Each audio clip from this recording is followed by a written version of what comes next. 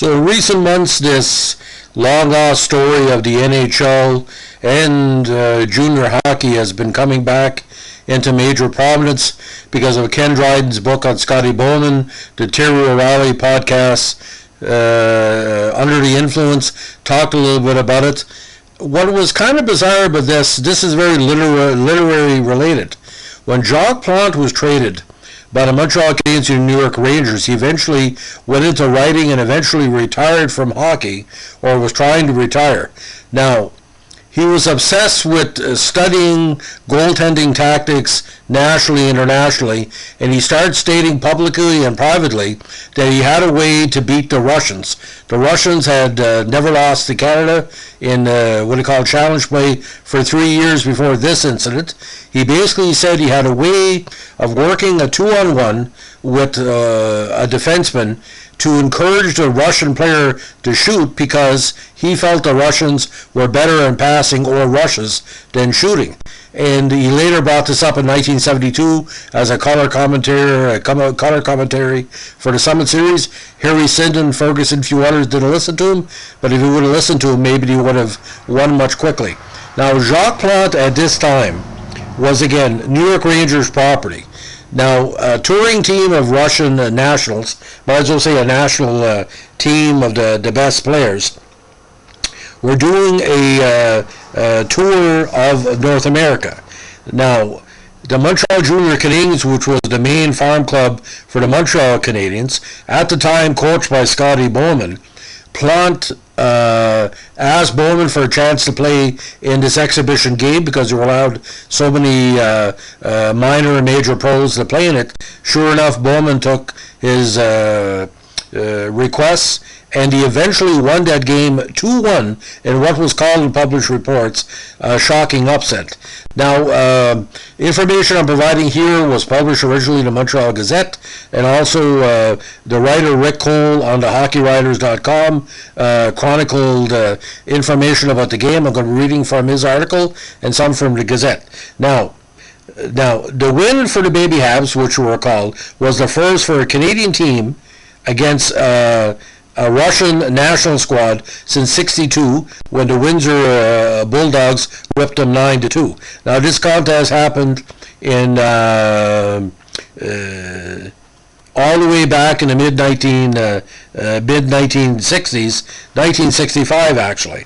Now, the game was a tight struggle from the start, and the winner was scored by one Norm Dennis, who at the time was playing for the Houston Apollos of the Central Professional Hockey League, which was a Montreal Canadian affiliate.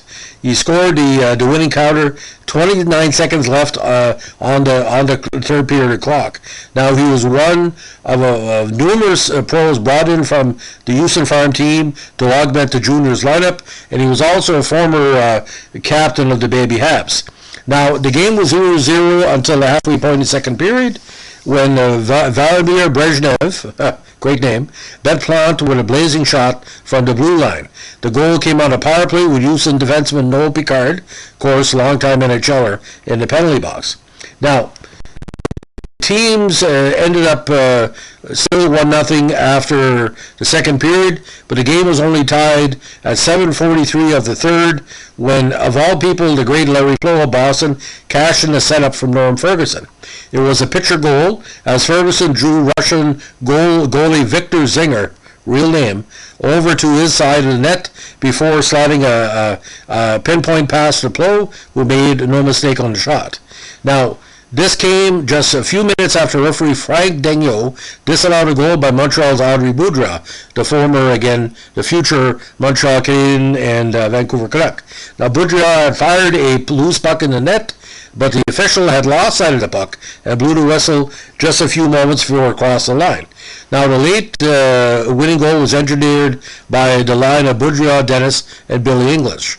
Boudria started to play when he won a battle in the corner and slipped the disc to English by the boards. English then fired a shot that Zinger was able to handle, and before the Russian netminder could control the rebound, Dennis pounced on the loose puck and scored. Now, a wild celebration followed, and the ice was littered with programs, shoe rubbers, which was in practice at the time, and other debris. Now, For many people, though, the night belonged to Plante. Recognized at the time as one of the great NHL goalies of that era and probably forever, he retired prior to the 66 season after a long career with the Habs and the Rangers. He made 25 saves in the contest, many of the difficult variety, and the Russians held an edge in play. His finest work came in the open period when he stopped 13 Russian shots. Now again, he had approached Scotty Bowman to play in the game because he wanted to give back, but also he was drawing information for his ongoing writings about the importance of goaltending in hockey. Now, after Plante helped clear the ice after winning goal, he skated back to his net and slowly circled the cage. This prompted another lengthy standing ovation as the fans saluted our former hero as much for his career as his performance in the game. Of course, he was traded to the Rangers for the Gumper in kind of a personality dispute with management. Some people believe it cost Montreal at least 4 cups in the 1960s. Now, Plante, after the game, said he was moved by the display of affection. I never had anything like this in a forum. I had a big ovation in New York when we shut out Detroit in my first game for the Rangers, but it comes right at home, and it's too wonderful. My knees began shaking, and I choked right up. Now, Plante won the game not knowing what to expect from the visitors. He said he was very nervous and the pressure he experienced in his game was greater than he faced during Stanley Cup play in Montreal. Now, he said the Russians were a good club. They shoot the puck well, but it's not very hard. Thus, when he said, if he played in the junior league, we would soon get used to their back passing. We began catching onto it in the third period. When I mentioned about back passing, if you look at the old games of the 60s and 70s at the Olympics, Summit Series, 72 Olympics, they had this nasty habit of redoing a play like set plays, sort of like soccer, because in soccer you see the kickbacks, as we say.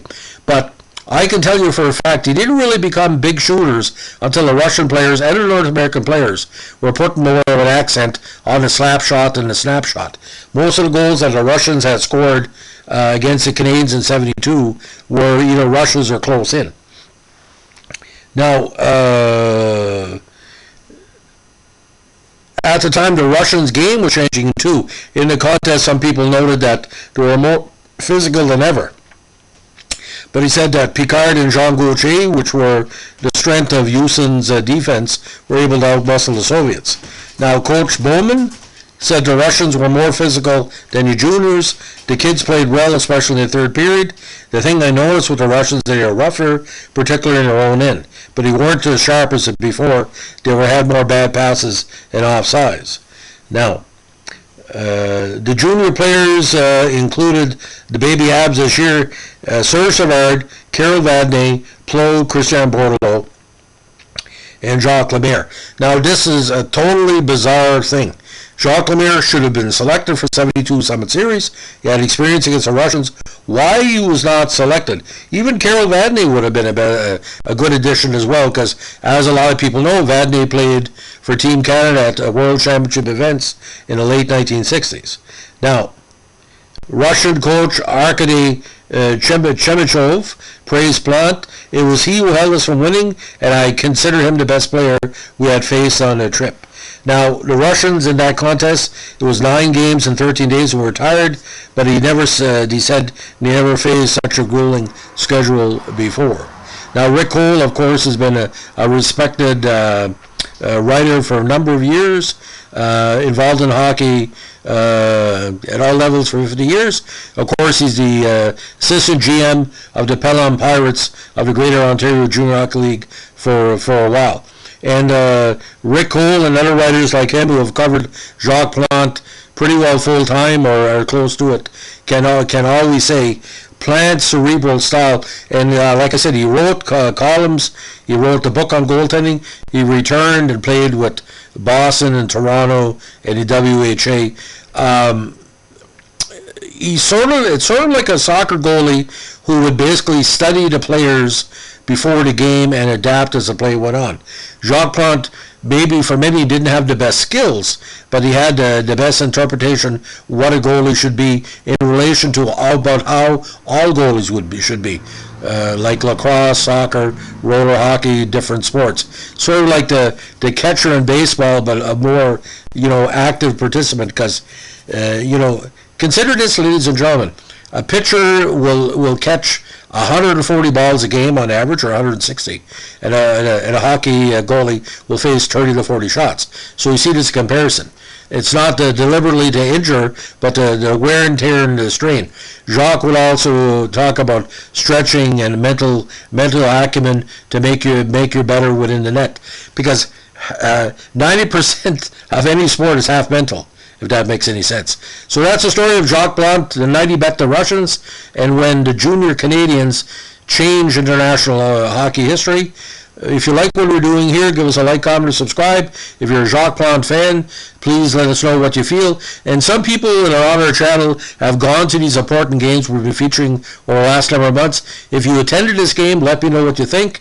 And the reason I mentioned this, because a few of the people who listen to our Wayne Mackey, Ted Green podcast were at the contest. So that is a history lesson that you can provide. I don't have that information, only you have. So if you have information, if you know of somebody who was at the game, or you were at the game, you can talk on it, what you saw, please let us know. This channel is not for me. This is a channel to celebrate the history of sports and entertainment, as the real fans, the listeners of the channel, do, or have done. Anyway, don't forget, ladies and gentlemen, give us a like, comment, or subscribe, and keep your stick in the ice. Bye.